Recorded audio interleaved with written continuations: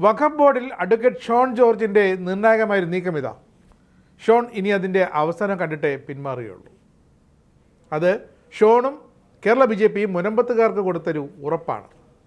മാസപ്പടി കേസിൽ ഷോൺ ജോർജിൻ്റെ ചടുല നീക്കം കാരണം വീണ വിജയനും CMRലുമൊക്കെ ഇപ്പോൾ വെള്ളം കുടിച്ചുകൊണ്ടേയിരിക്കുകയാണ്. ഇതിൻ്റെ പിന്നാലെയാണ് ഷോണിൻ്റെ ഈ വഖഫ് സർജിക്കൽ സ്ട്രൈക്ക്. നോക്കൂ, 2025 ഭേദഗതി പ്രകാരം വഖഫ് ബോർഡിലേക്ക് അമുസ്ലിമായ അംഗങ്ങളെ, മുസ്ലിം സമുദായത്തിൽ നിന്നല്ലാത്ത 2 അംഗങ്ങളെ നാമനിർദ്ദേശം ചേർത്തത് എന്തുകൊണ്ട് എന്നാണ് ചോദ്യം. വഖഫ് ബോർഡ് അമുസ്ലിങ്ങളില്ലാതെ പ്രവർത്തിക്കുന്നതിനെതിരെ BJPയുടെ സംസ്ഥാന വൈസ് പ്രസിഡന്റ് കൂടിയായ അഡ്വക്കേറ്റ് ഷോൺ ജോർജിൻ്റെ ഹർജിയിൽ കേരള ഹൈക്കോടതി കേരള സംസ്ഥാനത്തിൻ്റെ പ്രതികരണം തേടിയിരിക്കുന്നു. വഖഫ് ബോർഡിലേക്ക് അമുസ്ലിം അംഗങ്ങളെ നിയമിക്കാൻ നിർദ്ദേശം നൽകിയിരിക്കണമെന്ന് ഹർജിക്കാരൻ ശക്തമായി ആവശ്യപ്പെടുകയും ചെയ്തിട്ടുണ്ട്. സംസ്ഥാന Waqf board 1995 united Waqf management empowerment efficiency and development act പ്രകാരം നിയമപരമായ ഉത്തരവുകൾ ലംഘിച്ചാണ് പ്രവർത്തിക്കുന്നതെന്ന് ആരോപിച്ചാണ് ഷോൺ ജോർജ് സമർപ്പിച്ച പൊതുതാൽപര്യ ഹർജിയിൽ കേരള ഹൈക്കോടതി സംസ്ഥാനത്തിൻ്റെ പ്രതികരണം തേടിയിരിക്കുന്നത്.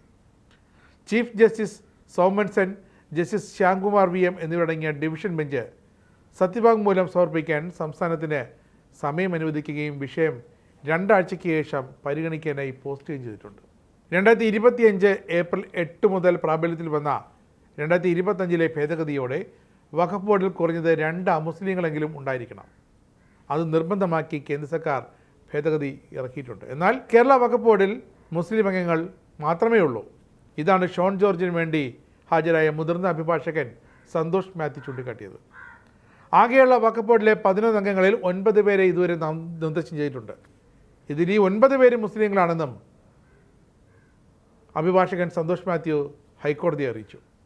മറ്റ് 2 അംഗങ്ങൾ എവിടെ എന്ന ചോദ്യത്തിന് ഉടൻ നിയമിക്കുമെന്നാണ് ഉത്തരവിൽ പറഞ്ഞിരിക്കുന്നത്. പക്ഷേ ഇതുവരെ പിണറായി സർക്കാർ നിയമിച്ചിരുന്നില്ല. ഒന്നാമതായി, മുസ്ലിം അംഗങ്ങളില്ലാതെ വഖഫ് ബോർഡിന് പ്രവർത്തിക്കാൻ അർഹതയില്ല. രണ്ടാമതായി, സെക്ഷൻ 14 പ്രകാരം മുസ്ലിം അല്ലാത്ത അംഗത്തെ നാമനിർദ്ദേശം ചെയ്യാനുള്ള നിർദ്ദേശം കോടതി നൽകണം. 2025 വഖഫ് ഭേദഗതി നിയമത്തിൽ സുപ്രീം കോടതിയിൽ ചോദ്യം ചെയ്യപ്പെട്ട ഈ ഭേദഗതി ഇത് മൊത്തം അമുസ്ലിങ്ങളുടെ എണ്ണത്തിൻ്റെ പരമാവധി പരിധി 3 തീരുമാനിച്ചിട്ടുണ്ട്. ഇതാണ് ഷോൺ ജോർജിനോട് അഭിഭാഷകൻ ഹൈക്കോടതിയിൽ വീണ്ടും ഓർമ്മിപ്പിച്ചത്.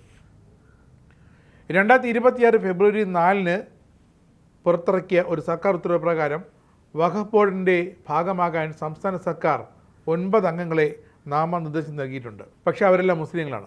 മുനമ്പം ഭൂമി തർക്കത്തിൻ്റെ പശ്ചാത്തലത്തിൽ ബോർഡിൻ്റെ ഇപ്പോഴത്തെ നിയമവിരുദ്ധ പ്രവർത്തനം ഒരു പൊതുക്രമത്തിന് തന്നെ തടസ്സമുണ്ടാക്കിയിട്ടുണ്ടെന്ന് പൊതുതാൽപര്യ ഹർജിയിൽ ചൂണ്ടിക്കാട്ടുന്നു. 2 അംഗങ്ങളെ നിയമിക്കാൻ സംസ്ഥാന സർക്കാരിന് അധികാരമുണ്ട്. പക്ഷേ സംസ്ഥാന സർക്കാർ, മുൻ ഇടത് സർക്കാർ അത് ബോർഡിന് നിർദ്ദേശം നൽകിയിരുന്നില്ല. ഈ തീരുമാനം ഉടനെ എടുക്കാനാണ് UDF സർക്കാരിനോട് ആവശ്യപ്പെടാനാണ് ഷോൺ ജോർജ് തൻ്റെ ഹർജിയിൽ ഹൈക്കോടതിയോട് അഭ്യർത്ഥിച്ചിരിക്കുന്നത്.